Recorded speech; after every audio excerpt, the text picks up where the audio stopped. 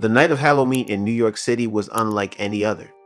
The annual procession along 6th Avenue was a sight to see, with throngs of costumed revelers in good spirits. But only a few steps away, in the upscale Chelsea neighborhood, an unfathomable nightmare was unfolding. No one could have realized what was going on that night until the holiday was over, a night that would haunt the Chelsea lady. It all started with an odd meeting of two apparently accomplished individuals from New York's glitzy fashion industry. The lady, 34, was unmarried and lived alone on the 4th floor of an East 12th Street apartment building. As the streets below were crowded with Halloween merriment, a fire alarm went out in her building. Olivia Johnson, a neighbor, described the smoke as thick and gray. Olivia Johnson, her next-door neighbor, hurried to notify other residents, including the lady in apartment 4J. "Barella," I screamed at her door, "you have to evacuate. The building is on fire." However, there was no reaction. They had no idea that a guy dressed in a firefighter's jacket and trousers had come knocking only seconds before Barella. This attacker had a heinous plan. He had started the fire and used it as an excuse to break into her house. When she opened the door, she was greeted by a guy dressed as a fireman. He seemed to be the real thing. But it was all a horrible deception. He wasn't a fireman. He seized her and used chloroform to put her unconscious. Meanwhile, actual firemen rushed on the site, mistaking the incident for a Halloween hoax. But a terrifying situation was taking place inside apartment 4J.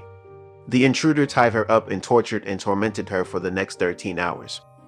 Although she was not sexually attacked, the fact that the perpetrator knew personal information about her life was unsettling. He had her experience terribly uncomfortable situations as a result of this knowledge. He kept her drugged and afraid for hours on end. She suspected he had recorded the incident. He finally departed at 6 a.m. The woman was able to release herself and dialed 911 for assistance. When word of the attack spread, New Yorkers were startled to hear that it was not an isolated incident. The attack was precisely organized, and detectives suspected the perpetrator knew the victim. A sketch of the offender was circulated by police, and a report from a lady who had experienced similar anguish was received. Her information led them to Elijah Jones. Braunstein, a freelance journalist and writer, had established himself in the city. As the search for Braunstein became more intense, security film documented his travels, including a stay at his Super 8 hotel near Times Square. A coffee shop owner in Brooklyn thought she saw him weeks later. Other sightings occurred which were never substantiated, but were enough to keep officials on their toes. As the inquiry progressed, it became evident that this was a meticulously prepared screenplay, and the case was very uncommon. The intruder had verbally abused his victim, knowing sensitive information about her life, reducing the pool of candidates.